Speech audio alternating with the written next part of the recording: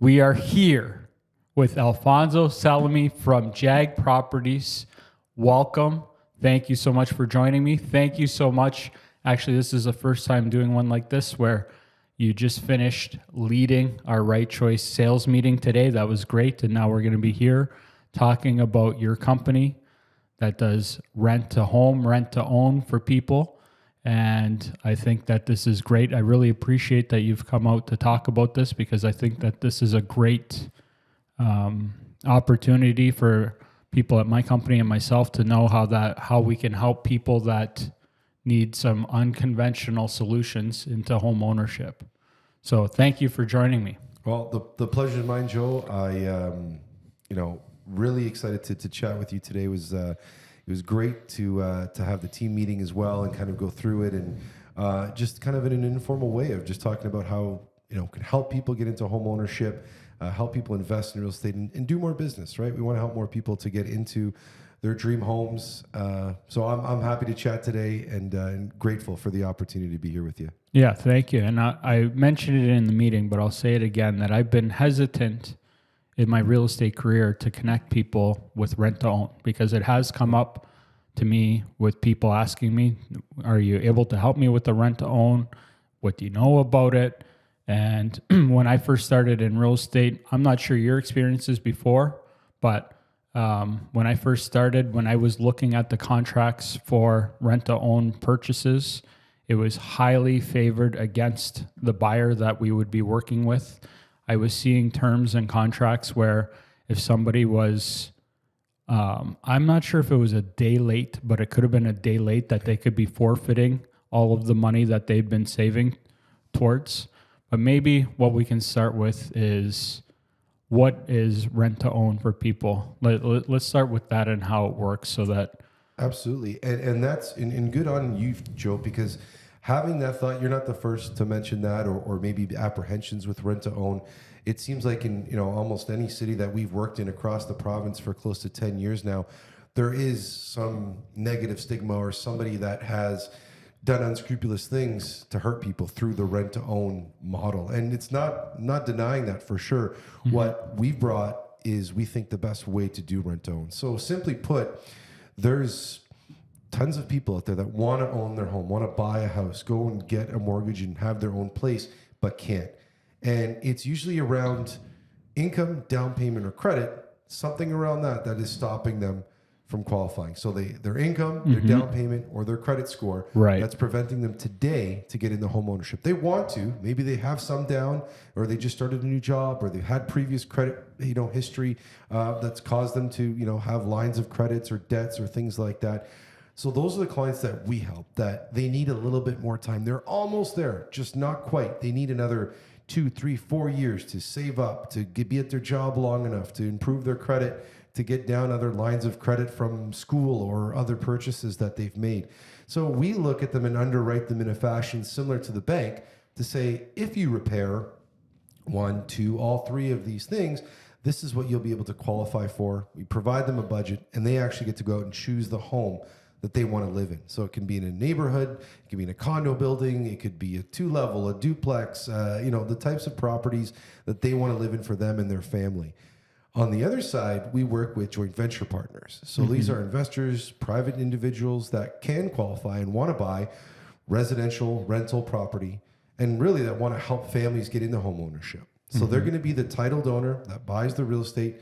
They have an agreement with the client, the tenant buyer, that they're going to sell it to them in the future at a 3-year, typically 3 years in the future at a predetermined price. And we're the ones in between facilitating that. So we're putting together families that want to own their home that can't, people that have equity, that have financing to qualify for the mortgages, putting these two people together so that the tenant buyer can eventually own their home. That joint venture partner, that investor is going to get a return on their investment. That's why anybody invests, is to get more money in than they put out. And it's in something that's secured in real estate. And then finally, our referral partners. Those are professionals like yourselves that are real estate agents, mortgage agents, brokers, home inspectors, property managers, insurance, everybody that is involved in the real estate deal, and even the general public, financial advisors and service people that work in restaurants and hairdressers that have referred clients to our program, and kind of letting them know that there is a way to do it. So those are the three facets. The way that the program works is that client is in our rent-to-own program for 3 years, working on improving their credit, saving up the down payment, claiming their income properly, and they work with our rent-to-home coaches that get them over that finish line so that they can eventually get back into conventional financing by the end of the term. So Right. we uncover why they can't, coach them and help them so that they can get into a lender, the bank, that where they are actually become the titled owner of the property. So what is a typical term for somebody that gets into this before, like you mentioned, getting into conventional financing? What? The majority of our programs, like 3 years, is 36 months is our most common. I'd say over 80% of the programs that we facilitated are, in 3 years. We've gone up to 4 year, done a couple 2 years. It all really depends on the client. The other thing is the flexibility in our program. If you're set up for a 3-year rent-own term, but you do everything that you needed to do in 2 years, then you're able to exit out early, right? We're not going to make you stay if you have to. Now, it's similar to, breaking a mortgage early. There might be some costs or penalties for a mortgage cancellation at that point, because we have to cancel our mortgage if we're selling the home early. And then on the flip side, the flexibility that we have with our clients, that if maybe they need another 6 months or a year after the program, so that maybe their credit didn't get to right where they needed to, but they were still doing all those things and working on it. If maybe their down payment, there was a life situation where it caused them to have a big expense at that point, and it deteriorated from their savings. So we can extend the program as well too. That's a flexibility that we have. Good. We're like that bank, but have that personal touch. We know our clients, we know what their situation is, and we're there to help them and support them, avoid the landmines, and then sometimes deal with the things that unexpectedly come up as well. Mm-hmm. And something that I really appreciate with talking with you, I'm not sure if it's the inspiration for the company, but you've mentioned your grandfather and him coming from Italy and his path to home ownership. And I think that's a great thing to share, because to me, like I said, when I first got exposed to rent-to-own, it was not something that I was trying to get involved with. But after meeting you and understanding, having similar backgrounds, having family immigrated from Europe, I think that there's good values there, and I'd like to hear that too. Yeah, absolutely. That's a big component of types of clients that we help in our program today are newcomers immigrating here from across the world to provide a better opportunity for their children, for their family. And I think, like I said, 10 years that we've been in this business, and almost 2 or 3 years before that, I think that's where it's rooted in, is helping people overcome their challenge. And when my grandfather immigrated here, he came from Italy because there wasn't opportunity, there wasn't jobs, there wasn't ways to provide for his wife, my grandmother, and my mother. So he came in 1965, got into the laborers union, did all types of different jobs. He lived with family for a little while that was here, 4 and 5 years, 10 years before him, and rented a room and, got a good job and facilitated all that. And then it came to the point where he had a cousin that had been here about 6 or 7 years beforehand. And he said, hey, my grandfather's name was Luigi. And he said, Luigi, it's time for you to buy a house, get a mortgage. And he was terrified of debt, right? He thought about going to the bank, getting debt, a mortgage, that's something that you have to pay. Because in Italy, if you took a loan or you borrowed money, there wasn't like late notices or late fees. Sometimes there was some serious consequences. If you didn't pay on time. So he was terrified to get a mortgage. But his cousin pushed him and said, "If you don't buy that house, I'm going to buy it and I'm going to rent it to you, and you're never going to own it, and I'm going to own it, and you're just going to keep paying." So the fish gets bigger as the story goes over years, but they got into a big argument, a big fight, but he got him to convince him to actually go and buy the home, take that leap of faith and buy that property. And it changed the course of his life, my mother's life, my life, and now it gets to impact and change my son's life. So that's 4 generations of our family that just by making that decision of getting into home ownership has changed stability, changed the things that we're able to do, and that security that we've had for our family since then. So being able to provide that opportunity to newcomers that are coming here, to provide, a better life for their family. And I say that all this time is that, those young children that are 6, 7, 10 years old with those families, I see my mother that came here, a new language, a new life, that had to learn and adapt. And, if someone can help you in something, the most important purchase that you'll make in your life is your home, where you're going to live, then I'm honored to do that, to help more and more families, because it's tough. People that have been here their whole life don't know the rules around credit or how to qualify for mortgage financing. The big institutions, the banks, in my opinion, don't do a fantastic job of educating people. You're walking into these institutions and filling out a form, and they give you a green check mark or a red X.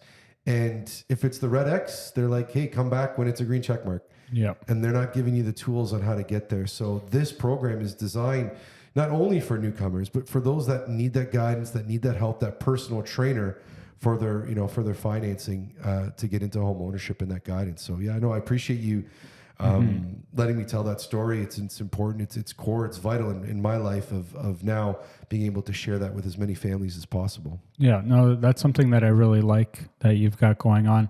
We're still new and that we haven't known each other for that long, but I really appreciate that, because in my business, the number one most important thing is the people that we work with and making sure that we're putting their best interests first. And I'm not somebody that just says that.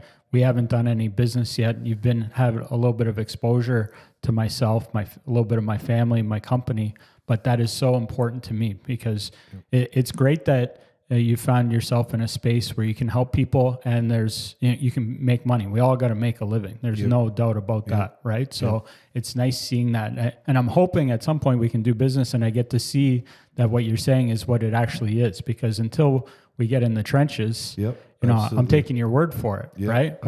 That's right. Yeah, which so far I don't see any reason not to, because the things that you're telling me seem to check out. But to me, that's important, that even these people, especially these people, because the people that you're dealing with, they're a little bit more vulnerable than people that we're getting that are pre-approved and being able to buy home ownership. So I would hate to get into this type of segment and see these people starting to get taken advantage of, like I was worried about in the beginning. And I see that happen in creative spaces in the real estate world too, right? Yeah. And I try to avoid that. So I'm looking forward to when we do some business. Well, that's for me, a core value of obviously being able to help people. That's ultimately what we've been put on this earth to do. Like you said, we all need to make a living, but when you can find those two things, they should never be mutually exclusive, right? You can help people and make money, and there's nothing wrong with that, right? This is a passion for me. The people, the families, obviously the returns are great as well. That motivates people as well. We all have different motivations, but I am looking forward to it. And obviously, as we continue our relationship in more situations, scenarios, that's how it is. I shared a story with you when we had lunch, and I said, you really get to know somebody when, you share 100 kilos of salt with them. And I know you're doing the shakes and your walks and you're healthy, but there is salt in food. We can't avoid it. Oh yeah. But that's what it is. It is that track record, doing what you say what you do. And that's when, the real results happen. It's doing more with less. You don't need to do less with more. True that. Yeah. True that. So now, you mentioned those three important factors when people are going through the program: their credit, their income, and down payment. When you're dealing with people, if they don't have any of those three, it's not going to work out. Yeah, it's really tough. I'm guessing it tends to be when somebody is struggling in one of those aspects, and that you might be able to work with the other ones. Yep. What tends to be the one that people have the most trouble with between those three? Ooh. Or is it a mix? I think it's a mix. Maybe it's a tie for first place with the credit and the down payment. Income, you're working or you're not. You have a job, you're looking to get more hours, you're just starting a new income, like you're self-employed maybe, or you're starting a side hustle that's starting to take over. That's the income piece. But the ones that we see, either it's not having the full down payment, right? We've seen purchase prices that have increased. So if you're looking at $400,000, $500,000, $600,000 purchase prices, you need $20,000 or so dollars to put down. Maybe you don't have that full amount. If you are self-employed, you need 10%, right? So, and if you've had credit history or credit issues in the past, you need more. So the down payment is tough because it's tough to save. If you're renting, maybe you go to Starbucks, 3 times a week, you're not budgeting. It's tough to just put that money aside. There's not, is there more month left at the end of the month or more money left at the end of the month, right? Right. So, and then the credit, we talk about the newcomers that come here and just don't understand it and don't know the rules and I'm not sure, but I know the rules around hockey or football because those are sports that I played. But if you put me on a cricket field, maybe I get lucky and I'll connect with the ball and I hit it in the right direction. I might but I will not win at that game because I don't know the rules or the proper techniques or ways over time. Sure. But whether you're brand new or you've been here your whole life, credit is you have to take the time to understand it because you can have the same score as your friend or your spouse, but it's for different reasons. So understanding that and training and coaching people. So I think that's, if I had to pick one, it would probably be the credit because people know the least about it, right? Of what that number actually means. They know the number they need to be at so that the banks will give them money, but why? What's it made up of, right? Of how does someone determine that? And how can I improve it? What are the things that I can do to make it not go worse, or what are the things that I can make it do to make it better, right? Or increase it. So that's probably, if I had to order them, I would say the credit, the down payment, and then the income piece for those clients. So right. And since you guys are a smaller operation, you're able to help people through these situations versus, like you said, just putting a red X or a green check mark. Because I'm sure that the people you're dealing with, they need some coaching on how to get through the process. Yeah. If the clients, we always say, if they bring in that effort, we match it and double it because someone that's interested in helping themselves, other people want to help. So we're providing the tools, we're giving them the education. We know that mark that they need to get to because they know what they're going to buy the home for at the future value or the future purchase price. So we're just reverse engineering it on your income needs to be X. You have to have X amount saved up for down payment. Your credit, well, here are the things that we need to work on for the next 3 years so that your credit will improve, right? If it's new credit, that's great because now we can form new habits or just habits in general. If it's correcting habits, sometimes it's a little bit tougher. To get into the normal routine of, hey, every month, let's see where your money's going, right? Even just tracking that kind of thing, right? Of where are you spending that? Where can you find those hidden dollars? What are other things that you can do to generate revenue, right? Hashtag, everybody should have a side hustle, right? Or something that is providing value, right? Or there's so many different ways to be creative with technology, the internet, to do that these days. If it's that important to you, you'll find a way. And if it's not, you'll find an excuse. So, that support is what we pride ourselves on is, if the questions are being asked, we're providing all the frequently asked questions, the general type things, but then we break it down to the client's specific needs and what's preventing them, right? So if anybody has specific questions or want to put this together, now we were just talking in the meeting about putting together a referral link. What would we're going to use Right Choice? What would the link be if people want to reach out? And how does that flow go? That would go right to you and.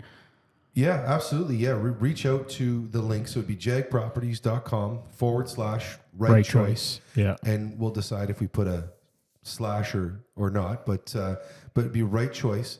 jaagproperties.com/right choice. Yeah. Yeah. And then from there, will there be a form for them to fill out or what is it? Exactly. So we'll have a it's our cartoon video. It's our rent-a-home explainer video. So it's about a 4-minute video that will kind of give you a general idea of how the program works so that you can understand it. If you need more questions, or if you have more questions, then you fill out the form, basic information, name, email, phone number, approximate amount of annual income, how much you have for the down payment. And our team will get in touch with you to say, okay, hey, great, this is a good fit, or maybe you're not quite ready today.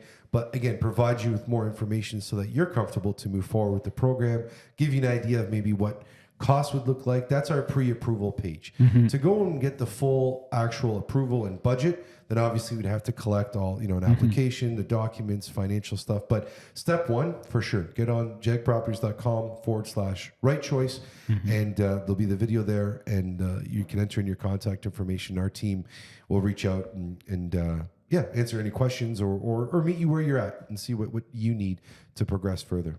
So just to build on that a little bit of the process of when somebody would reach out, and from the time that they make first contact to maybe being able to, I don't know if, I guess the end goal, having the home, or maybe just being able to start shopping. Like what's somebody's thinking about this, what kind of timelines and... Yeah, typically if we get a full file, a complete application, all the financial documentation, like, tax returns and deposit verifications, IDs, all that kind of stuff, typically within, 3 to 5 business days, we'll have an approved budget. And at that point there, it's how motivated are you to find, the home that you want to live in within that budget. So if we have the full file, 3 to 5 business days is not uncommon that we could get an approved. It's getting all the documents that sometimes is the... And everybody's at their own pace. Yeah, absolutely. Yeah. It's all depending if you have a nice filing cabinet or if it's in multiple shoe boxes throughout your home. Right? Yeah. Have you filed your taxes in the last couple of years? Yes. Yeah. That would be an important question. And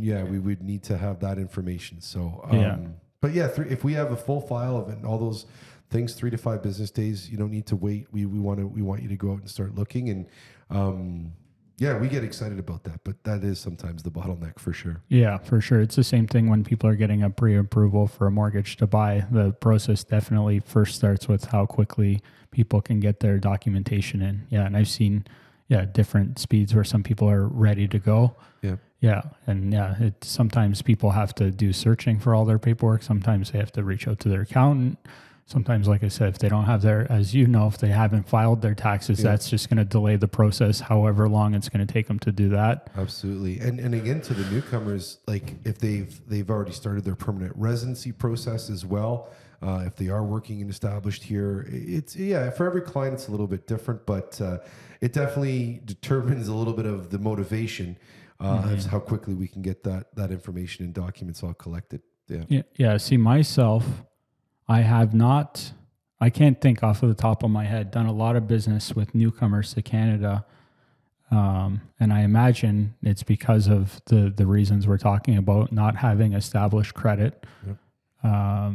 It might not be an income problem because it seems like, from my perspective, only a little bit, I don't have a full spectrum, but the people that are coming here, once they get their feet on the ground, they're working so that they're getting the income.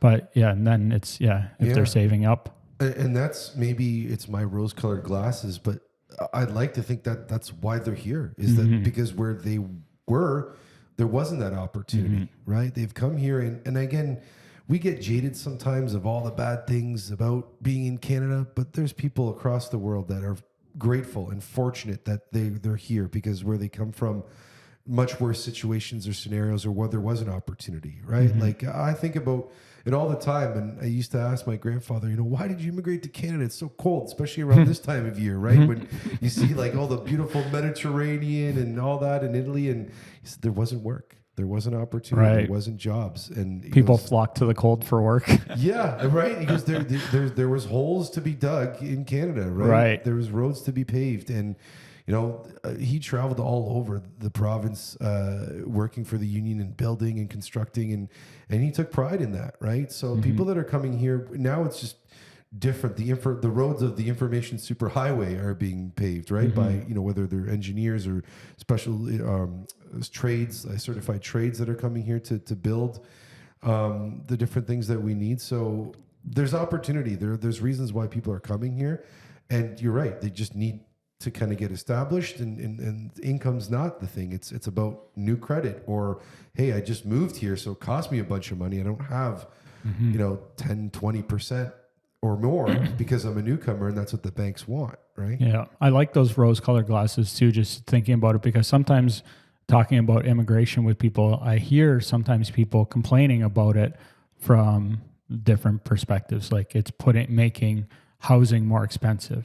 I've heard people complain about this because we can't keep up with that, which I mean, I hear people talking about that, but I also know that right now we have the most inventory. Well, it's come down, so it's balancing out. But it's been interesting when people have been complaining about that. I also hear about, and this is just hearing about, I haven't seen it, but some of these immigrants, when they come in and they start taking advantage of the system, and I'm sure that's happening. Yeah. And there's some negative effects with that. But like you said, we're not here to bitch about what's wrong with the system. There's people that are doing things that are right and that need some help, right? Right. Yeah, that's an interesting take on it, because I haven't had a lot of conversations with people that are trying to help those that are trying to do the right things. Yeah, absolutely. And you know, whether it's they're here, they're taking jobs, or they're causing houses to increase. At the end of the day, the population is growing. We're an aging population, so more people are retiring. We need people to go into the workforce. We're not having kids at 5, 6, 7 at a time. I have 2, and it's a handful. I can't even imagine. Yeah, right. So you know, we have to have a population. There's a huge landmass in this country where there's not, like, Italy can fit inside Ontario. I think it's 8 or 9 times, and they have double, or well, now Canada's at 40 million people. Italy's at like 60 or 70 million. Oh, wow. Right. So people are coming here in droves. There's opportunity. I still think there's opportunity, you know, without getting political. The cycles change. It's a safe place. Like, people are investing money in here from across the world, right? Because of its resources, and, you know, not to, you know, it feels like I'm, you know, pounding out Canada right now, but It's all good. there's different reasons why people are coming here, because it's providing opportunities from where they were from. And if they find over time it's not, then, you know, that's people's choices, right? To move, right? So, and, you know, not to be cheesy, but you have to make the right choice. I like it. Playing off of geography a bit, your company will service people in which areas? We've worked across the province in Ontario, a focus in southwestern Ontario, looking to grow more and more in the Niagara region. That's now where I lay my head, but all across Ontario, that 401 corridor from Windsor, Sarnia, all the way up to Ottawa, around the Horseshoe. We've gone North Barrie. So ultimately where people want to live, where they have work, family, something that is tying them to that community, that they want to be there. Their kids are at hockey or school, or doing the things that they want to be there, right? They have the job, they want to provide better to the community. So for us, we've gone really far north, you know, even up to the Polar Bear Express in Cochrane, Ontario. Oh, yeah? Yeah, I don't know if we'd go there again, but if there's somebody, Maybe. The family that was there, they were working in the mines and had a great job. And but yeah, really where people want to live, and families, you know, want to raise their families, I guess. Yeah, so Ontario is definitely the boundaries for sure. You got it. Yeah, very interesting. And yeah, I didn't say it before, but JAAG Properties is 2 A's, JAAG, properties.com/right choice. You got it. Yeah, I'm very interested to see if we can help some people along this process, because I think there is really good opportunity to help some people. I know some people that really got messed up when, even though the market was on fire before COVID, but they were saving up some money and trying to play catch up with appreciation of real estate, and just getting there, and then prices going up again. And even now, fighting the battle of interest rates have gone up. So it's been a tough battle for some people. Yeah. I know there's some people that they just can't get their hands. It just keeps getting out of reach. Yeah. It just keeps getting further and further out of reach. And I remember, you know, people used to say this, and I didn't understand it when I was a kid, but it's like the erosion of the middle class. I remember being 12, 13, 15 years old, hearing this, and now I understand it. It's just that divide is getting harder and harder and harder. Totally. And if you're not buying assets, or, you know, in at least owning your home, like, the dollar is worth less. It costs more to buy a loaf of bread and a dozen eggs than it did, right? So if you're not getting into home ownership now, or at least on the path towards it, it's just going to get tougher. It's not that it's impossible. Tougher and tougher. But before, like, a young family, you know, 5, 6, 7 years, they can maybe save up for a down payment and then go buy their home. Now, you need, you know, 10% to save up for, I don't know, a $600,000 home. How quickly can you save up $60,000? It's not easy. Right? I ask, you listeners out there, think about that. How long does it actually take? And then when you do get there, is that home still 600,000, or is it now 650 or 7? All depending, right? So exactly. Yeah, it's a tough battle. I know the distribution of wealth is definitely, that gap is getting bigger. And that's not just Canada. It seems like that's happening everywhere. And yeah, it's tough because if you don't get on, like you said, on the right side of those things, it just gets harder. Yep. You're just stacking the odds against you, and you got to be more creative and maybe even more desperate at that point versus, having choices and having options, right? When you do have equity or you have ownership, right? Versus even as simple as, hey, I currently rent where I live. Well, if something happens in your landlord's life, if you're at a landlord or the company decides to sell this building, that impacts where you live, right? If you own your home, you get the decision of, hey, I'm going to stay here longer. I'm going to keep paying. I'm going to sell this place. I don't know. I may rent it out. You have the control and you have the option at that point. So, yeah. So you've been doing this now for, you said about 10-ish years, a little bit. Yeah. We incorporated JAAG Properties in November of 2014. So we're coming up on 10 years now, and really starting to educate myself in the real estate space, probably, 2010, 11, taking classes, courses. I was working full time and then heard about this strategy and turned it into a business. Yeah, I like it. Yeah, I can imagine. I'm just trying to think over the course of that time how you've definitely been able to help a whole bunch of people get through that threshold, which I think it's really amazing because I was just thinking, I'm like, man, it's so tough. Like I remember for me, it was tough getting into the market for the first time, and that was after working in real estate for a bunch of years and being successful and being able to build up for that down payment. But it took a good amount of time for myself to get there.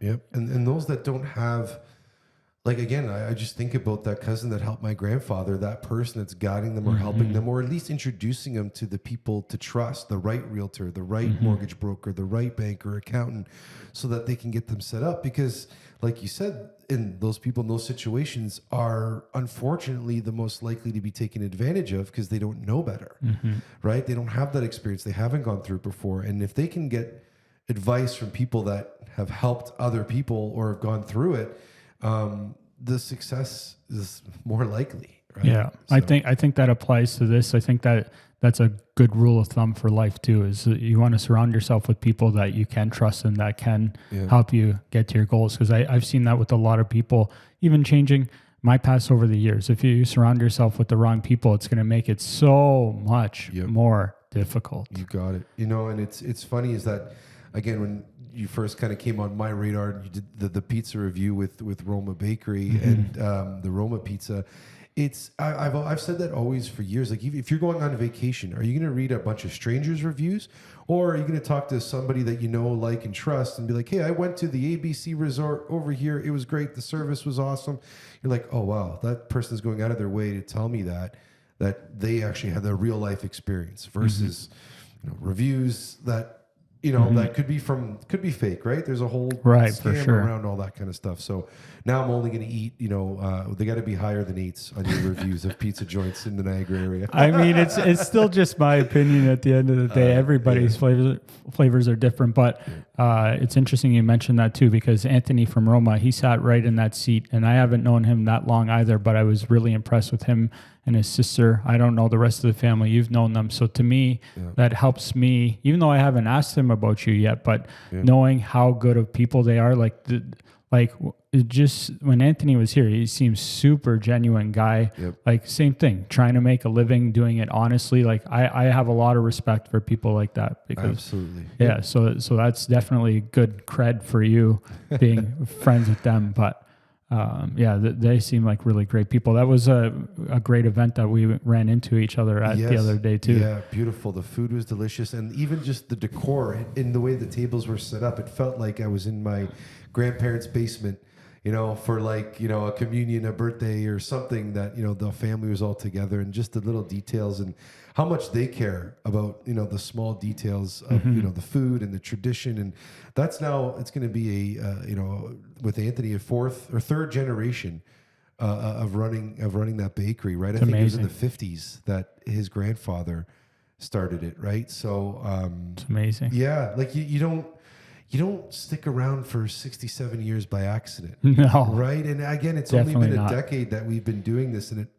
goes by like that. Isn't it crazy? It's unbelievable. Like I'm turning 40 in a few weeks now. Jeez, it's gonna be Happy, days. happy almost birthday. Thank you. And you think like, oh my God, when I was 20, I thought 40 was old. And I'm like, I'm not old, right? And Isn't it just that goes by crazy? so quick. And there's like a line, and it doesn't exactly translate, but again, a lot of wisdom that I got to learn from my grandfather. And he said in life, there's always going to be challenges that you have to overcome. So it is about moving forward and getting past them, but it's what you leave behind of what's more important. So if you can move on and be great and be awesome and achieve all these amazing things, but you leave a wake of like disaster behind you and disappointing people and angering people and, and just, doing bad things, Yeah. I don't want to leave that. I want to leave a great wake behind me of achieving things and helping more people and saying, hey, you know what? That guy, he was genuine. He did what he said he was going to do, and he meant it, and he wanted to help people. And look, and leaving that. But what people are saying about you when you're not in that room. True that. Too many people. And I really hope these, like when you say these things, I'm like, I fucking love it. Because these are ways that I feel too. But like you and me, we're in spaces where people are not like that. All the time. It sucks. It really does, because and with the way that technology is, that's where I think there's a balance, is that, the pandemic really pushed us to all on our screens. And I think we're going to see a lasting impact of that for generations beyond of what that time period did. But I think these days now it's about, I'm not talking about the car, but that hybrid of, yes, you do need to have the digital presence, because that's where we all are. Nobody's watching TV, or very few people are watching TV in commercials. It's all on our phones now. We are living, breathing commercials of things that are on our phones. But the in-person, where you can actually look somebody in the eye and, your feet are in the same spot, and you can look somebody and say, hey, I give you my word, and I give you your word back, and we're going to help these people. I think that's gotten lost, because you can put something or write something and make it look a certain way and never actually have to like cash the check, if you will. And I look forward to that, right? If you have a client like Veronica, over the last week had a potential opportunity, and she's had a few questions. To me, I made it a point. I'm like, hey, this is the first time she's had that question. Let's take 20 minutes, 30 minutes. Let's talk about it. Unfortunately, the scenario didn't work. The client's income wasn't, sustainable enough for the program. But I hope that she learned something from that to say, okay, hey, next time I got a better idea of that. And it's when we're new at something, everybody's new at some point at something. So Totally. Having the guidance to walk you through it, whether it's real estate, rent to own, buying a house, whatever, making a pizza, right? You gotta put the time in, and it's not, something that's easily earned is easily lost. Oh yeah, totally. So Easy come, easy go. yes, absolutely, yeah. Not like my hair. That was easy go.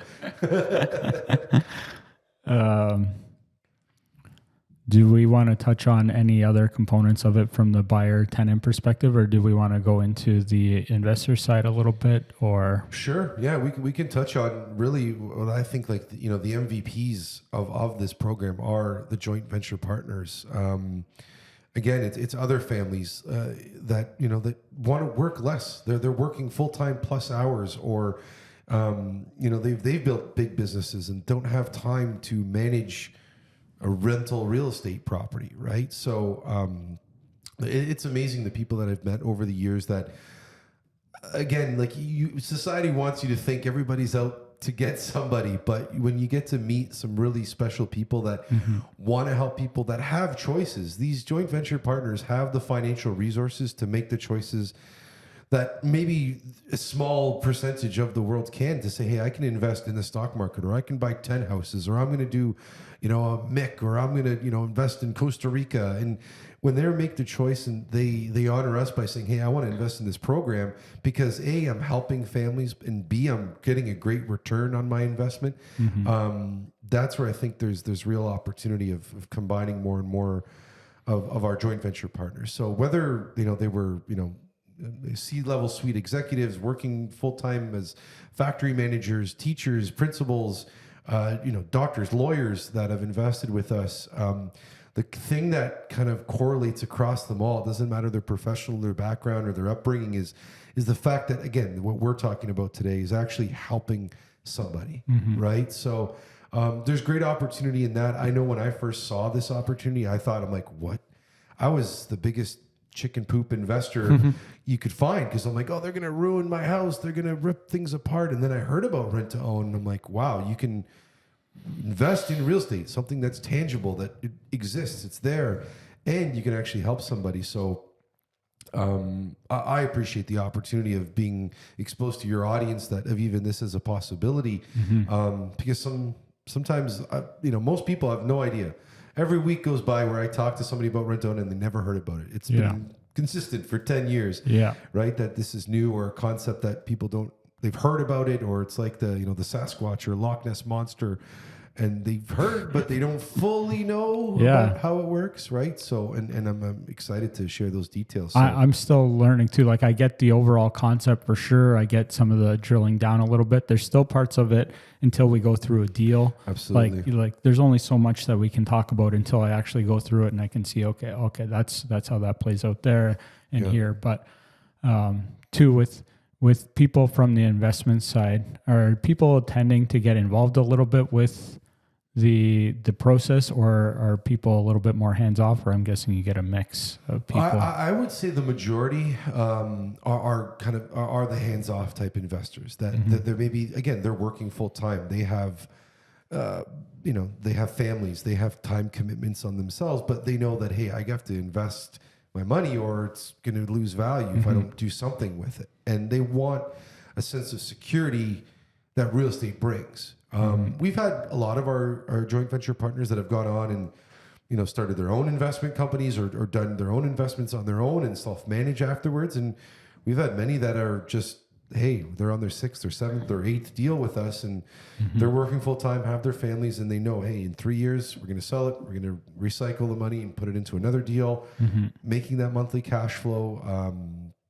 And again, that intangible of that helping someone, right? So to answer majority of our investors are hands off. We love when investors want to come, the home inspections, or be part of meeting the tenant buyers. That's great to kind of see that, but it's not required of them. They don't need to be at the home inspection. We're visiting the property on their behalf.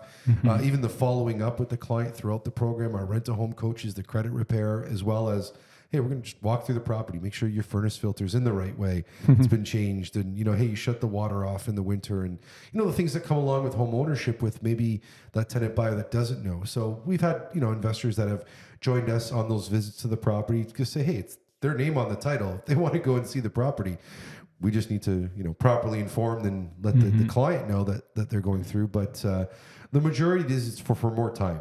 Not because they want another job or they want something more to do, is that they need to work one less shift, or they get to go on an extra vacation, or, do something for their family because they've invested in it. Yeah. And just shifting gears from the buyer tenant, looking at this from an investor perspective to some people that are starting to get into that mindset or figuring it out. There's a huge difference between learning how to make money and then learning how to manage it. And this is helping investors learn how to manage their money, because if you're letting your money sit idle, you're falling behind. And if you're making too risky of investments, which a little bit I think of exposure is okay, but you can also run yourself into trouble. So those are two completely different skill sets. And again, I think it comes back to a point that we mentioned. It's about having people that you can trust to help you through those processes, because they're two totally different things. I've seen some people that are fantastic at making money, but once they have it it's not working so well. Yeah. Well, you have to put it to work, and we always used to think of it as it's a bridge for both the tenant buyer to bridge them to home ownership. But we've worked with plenty of first-time investors that the only time that they ever signed an agreement of purchase and sale was their own primary residence 10, 15, 20 years ago. And they're not familiar with the process of, offering and conditions. And, just recently working with a first-time investor, residential real estate investor, and he was a little hesitant to put in a conditional offer. He's like, well, no, then we're locked in. We're like, nope, it's a condition, right? If we don't want it, or there's something that we find that we can walk away. And, we quickly mentioned deposits, and I don't want to go down that rabbit hole, but that we put the deposit, if we don't like it or something, it doesn't suit us, then we get to walk away unscathed. Yes, a little bit of time and effort is wasted there, but the again, it wasn't long ago that it was me that felt that way. First offer that I ever made, I was like, oh my God. And then I was like, oh wait, we don't like it. We just got the money back and we can go do that again somewhere. Oh, and again, until you cross that. Exactly. Right. It you don't know, right? Like you can read all the books, listen to all the podcasts, do all the things that you want, but actually taking action. And it sounds like the cheesiest thing, but you actually have to do it, right? Like it's not cheesy at all. Yeah, I've said that before too. Yeah. That's something that I've almost eliminated from my vocabulary, because some of these cliche type things, they're not cheesy at all. There's a reason. Yeah. So, there's for every action, there's a reaction. Well, for every no action, there's no action. Right. So totally, you have to be in there, and you have to be you have to, do your due diligence and figure out what's the right strategy for me. And that's the thing in life. We're only blessed with what we know today. What can happen tomorrow, in a month, in a year, in 10 years from now, the market and this and that. Like, you have to go with what you're able to sleep with at night, make that decision and move forward. Things are going to change. That's the only thing that stays the same in life, is that there's going to be situations, things that cause us to make more decisions. Totally. And we have to just go with the best that we have now. And, I'm going on a tangent. No, I like it. These are all good points. I like how we're able to tie in to this applications to life, because there's definitely a correlation between these two. And I appreciate that it seems like that you're coming at this with good intentions from both angles, because to me that's so important. Because I don't go around promoting, touting, like anything, businesses that I don't believe in. Like I try and find the best solutions for people that are the best solutions, whether they're the most cost effective or they're the best service or whatever it is. And I shouldn't have led with cost effective, because I try to find the best solutions, which aren't always the cheapest, I should say. Well, what's that triangle, right? It's like quality, price, and time. Yeah. And it's like choose two. Yeah, right. Exactly. That's what you get. If it's quick, it's maybe not going to be good, but it will be cheap, right? If it's cheap, it's not going to be good, and maybe again, you go through all the different. Yeah, that's a good. I actually want to put that triangle up, because I've heard that one in the last year or two, and it's so true. It's so true. And it's like, well, it's free. Well, you get what you pay for, right? Exactly. Again, I think, like I said, with the thought of, what you leave behind with people. And it's great. If your goal was to do one real estate transaction, then sure, you would just be unscrupulous, lie, cheat, steal, to do all that kind of stuff. But that's not why we got into business. It's not to do one deal or to do 5. It's to do as many as we can. I wish we could help everybody get into home ownership, but we can't. We have to work within the criteria to get people back into the bank. And if I was, out here saying, hey, we can help everybody apply, no money down, don't worry about it, right? I just sound like that jewelry dealer from Toronto, right? I think he got into some trouble too, but shocker. Yeah, but that's the thing, is that's sometimes the thing that people don't want to hear. It's like, hey, it takes some hard work. You got to put the work in to do it. Whether it's, rent a home coaching, whether it's learning to cook, whether it's, learning a new skill, new diet, it takes the time, and it doesn't just happen, right?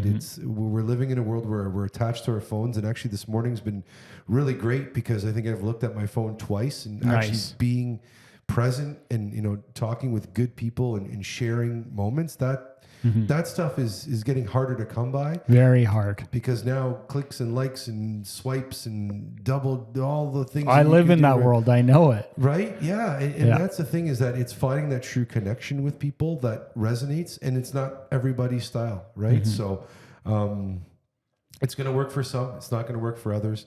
For those that want to explore it, that from whether it's the tenant buyer perspective, whether it's the joint venture perspective, we're here to give information and decipher it to see if it might be a good fit. But the ultimate decision is for that person, whether to take the step to be a tenant buyer, to invest in joint venture as a joint venture partner, or as a professional. Because I understand what I'm asking when I go and give a presentation to realtors or mortgage brokers or all the different professionals, is that the credibility that they have amongst the people that they work with.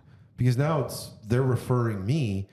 To me, it's even more important than me going and finding new business. Totally. It's like my first job when at the grocery store, my cousin got me the job. If I did a bad job, it wasn't making me look bad. It was making my cousin look bad. Totally. And I can't make my cousin look bad. So I would stay longer, sweep more, do those things, right? If there's time to lean, there's time to clean. Totally. Right? And that's where I understand that the realtors, the mortgage agents, the realtors, professionals, we're all out there trying to help people, but it's the reputation. It's not necessarily the name or the brand. It's the person that you're working with that people trust and have that confidence in, that go to as a source of information. So when I ask people, hey, refer these clients, I realize how important that is, because now it's impacting how they view you and, your credibility. So, Totally. And you can lose business over giving a bad referral. And that's 100%. something Yeah. I've done all that I can to avoid. I can't remember if I've run into that, but that's the worst when that happens. And you give somebody a recommendation, it falls apart and makes you and your business look bad. Yeah. It's bad news travels much quicker than good news, right? Wildfire. So, yeah. I bet you're like your 4 or 5 or 6 out of 10 reviews get the most likes. Like, oh, what's wrong with this pizza? The bad ones definitely. I think my worst one definitely did really well. Right. That's all on the thumbnail. Yeah. Horrible review. Right. Everybody's watching that. Right. That was. What was that called again? It was out of a box, like. Hold on, we don't want to shout them down again. You already did it once. No, it was vending machine pizza. Oh, okay, yeah. okay, Yeah, okay. yeah, Nameless, faceless. Yeah, it was bad. It was bad. Is there? I have some fun questions to ask, but before we pivot to that, well, I say fun, just off topic a little bit. But is there anything else that you want to touch on with this? No, again, just really grateful for the opportunity. And if people are interested, obviously reach out to you and to get onto your link and to ask the questions. We have a lot of great resources on our website and our YouTube channel as well. And, again, there's all different types of people that just want to hear it and talk to a human being. There's some people that just want to go in a corner and research it all and get all their own info. And then there's people that are somewhere in between that need both. And wherever you're at, we'll meet you and provide you the answers. So again, just grateful for the opportunity of that. I like it. JAAG, JAAG Properties.com. Yep. /right choice. You got it. Yeah. I have a fun question. Well, off topic. Okay. We've talked a little bit about food, and we recently shared a meal at the same place. But hopefully this never happens. Okay. If you were on death row, Okay. what would your last meal be? Oh, hands down, my nonna's pasta al forno. So Al forno? Pasta al forno, which is in Italian, it's like pasta in the oven. So usually most people know pasta's cooked on, the boiled and all that. So it's penne pasta with, it's kind of like a sloppy Joe, but sloppy lasagna. Okay. So it's penne pasta that's cooked normally, and then like the last 20% in the oven, baked with ground beef, hard-boiled eggs, sauce. And it's the best. That's like my go-to. That's my birthday dinner. Really? Every year when we do that. So she makes it several times or whatever. But if that's my go-to death row, my nonna's pasta al forno. Is the hard-boiled eggs whole or are they cut up? No, they're all chopped up in there. Chopped so you're up. getting yolk, you're getting egg whites, you're getting ground beef, sometimes pork. It's like meatballs, all the pork, veal, and beef all mixed in to the meatball. Interesting. Sauce. Yeah. Pasta al forno. My Nonna Maria's pasta al forno. I've never had that one, and that one sounds awesome. Yeah. What would you wash that down with? Oh, well, it's got to be like a red wine. nice vino. I'm not the wine snob. I know now I'm in the Niagara region, but I'm no. people are like, "What kind of wine do you like?" I'm like, the red kind. Yeah, Yeah. I So feel nice red wine probably goes down nice with the pasta for sure. What about a dessert with that one? Ooh, dessert. A nice cannoli. So quick shout out. I don't get paid for this, but Sam's Queenston Bakery. So they got some nice. Where's that? That's in Hamilton, east end of Hamilton, Queenston Road, and what would that be? Queenston and No, not Lawrence. Anyway, Queenston Road in Hamilton. But outside of my mother's like a pastry chef. Her cannolis are hands down the best with the homemade ricotta and but Sam's Queenston Bay, nice cannoli. Nice cannoli and espresso. Like now we're talking. That's nice. That's a nice way to end it. Hopefully we don't end up on death row, but yeah. But what a way to go. That sounds like it would be just fine. Have that take me now. Yeah. You mentioned just before we walked in what you don't like on a pizza, but what do you like on a pizza? Oh, my go-to pepperoni, green olives, and maybe like a meat lovers, like a sausage or something like on there. So you can maybe take out the pepperoni, put some ground beef or sausage on there. So no pineapple. Pineapples. This is controversial.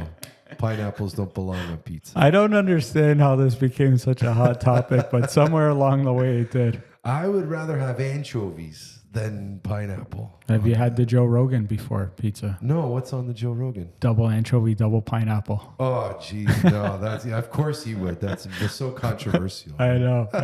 I actually tried it. It wasn't that bad. I'm down with anything on pizza, but pineapple is definitely a hot topic there.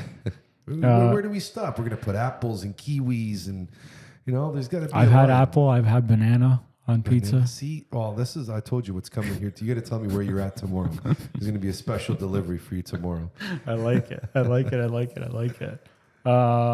Favorite kind of music or favorite era of music? My go-to is the Red Hot Chili Peppers. I've seen them live in concert.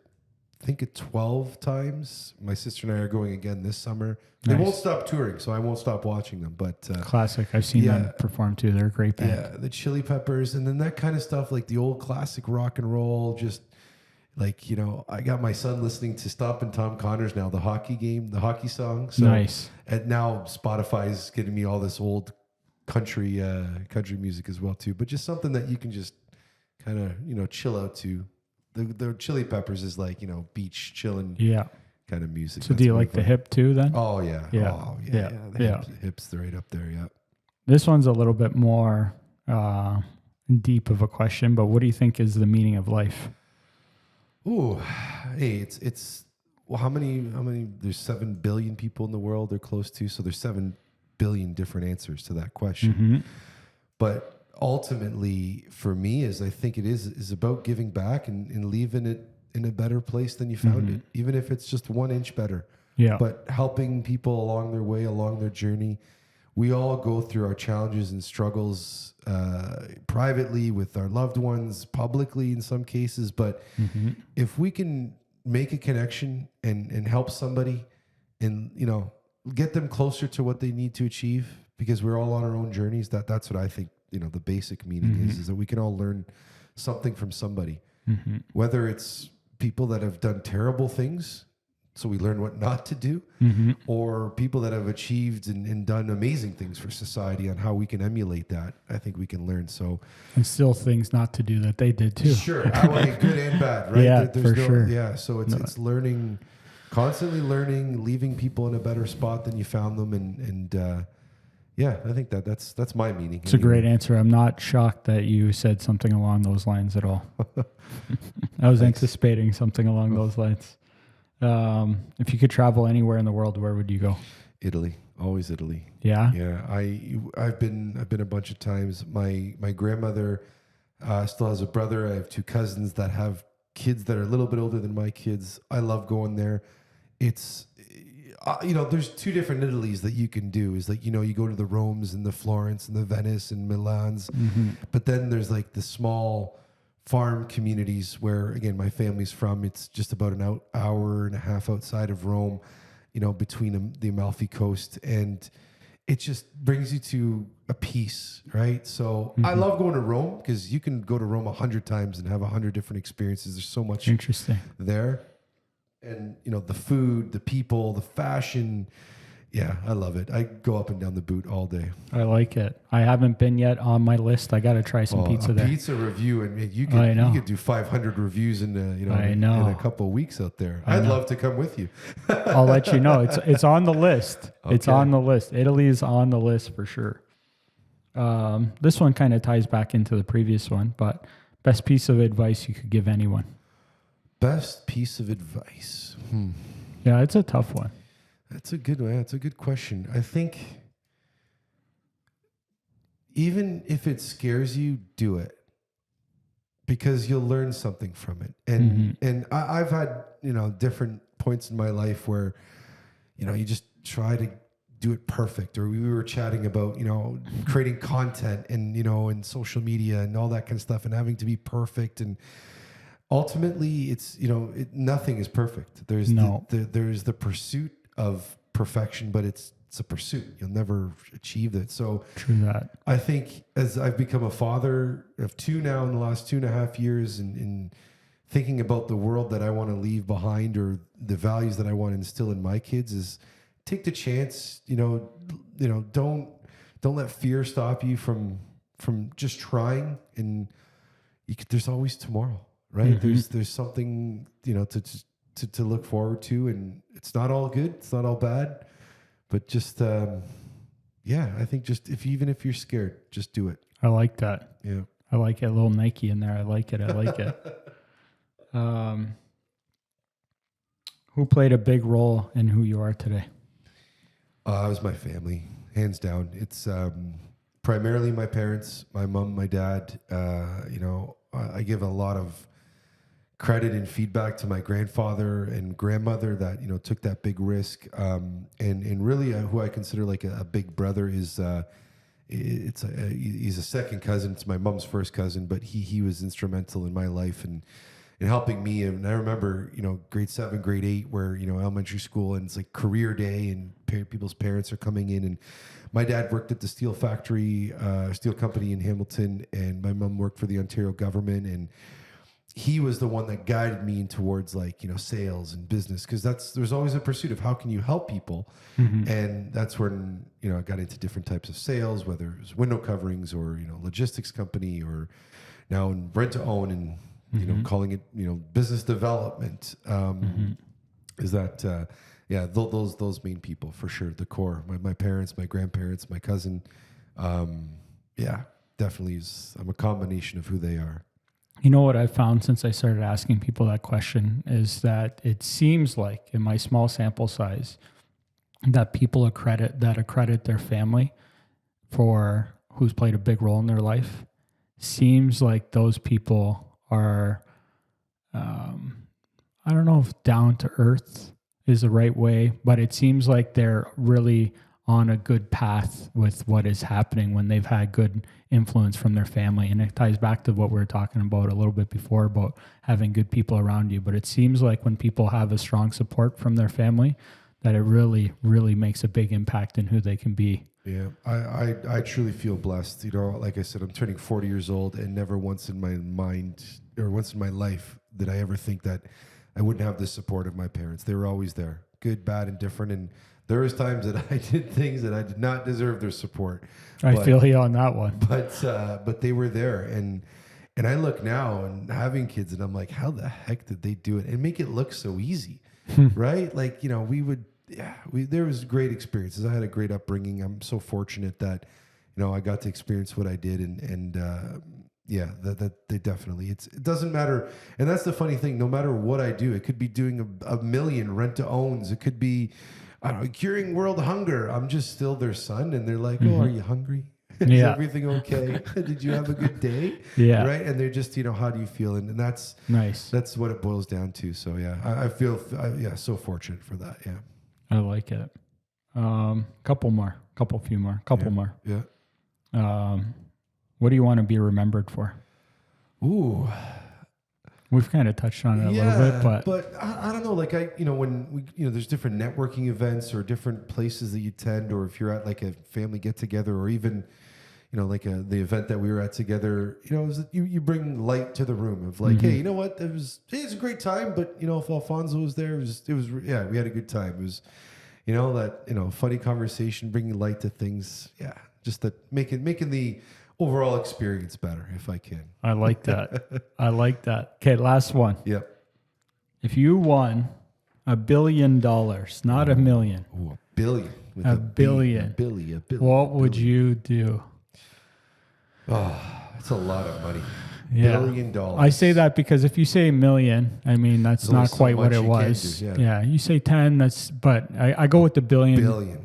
Because that's basically like. I would make sure, first off, all my loved ones they would do it. If they wanted to work, they could. If they didn't want to, they would never have to. They'd have their own lifestyle. So those people that I mentioned, probably might throw my sister in there as well too. A big portion of that we'd go and build houses for people, right? That need No them. doubt. For the ones that, maybe that can't help themselves, that are in situations or the world's most vulnerable. Yeah, I don't know how I would divvy it all up. I would definitely travel. I'd probably buy a place in Italy. That's a good one. I'd probably definitely have a place or places in Italy. I would, and in another place that it's hot all the time. Like, Yeah. Yeah. But so you could avoid the winter if you wanted to. Yeah, exactly. Exactly. I used to say, this is when I was turning 30. I used to say this when I was a teenager, that I was going to retire and have a Ferrari by 30, and then it didn't happen. And now I'm turning 40, and I don't even think, if I had the money, even with that $1 billion, I don't think I would buy the Ferrari. I'd probably rent it for a few days. Yeah. Take it to a track or do something cool with it. But I would try to provide more opportunity with those funds. It's just a vehicle. The amount, the money doesn't mean anything. It's what you do with it. So, the money can't buy you happiness, but when you can do what you want, how does the song go? Yeah. But I think that's what it is. It's freedom to be like, hey, I want to do this today. We'd fly to New York and go do pizza reviews in New York, or things like that, where it's experiences, creating memories. Mm-hmm. That's probably where it would go, the $1 billion, and then then I'd invest in rent to own as well too. I like it. Of course.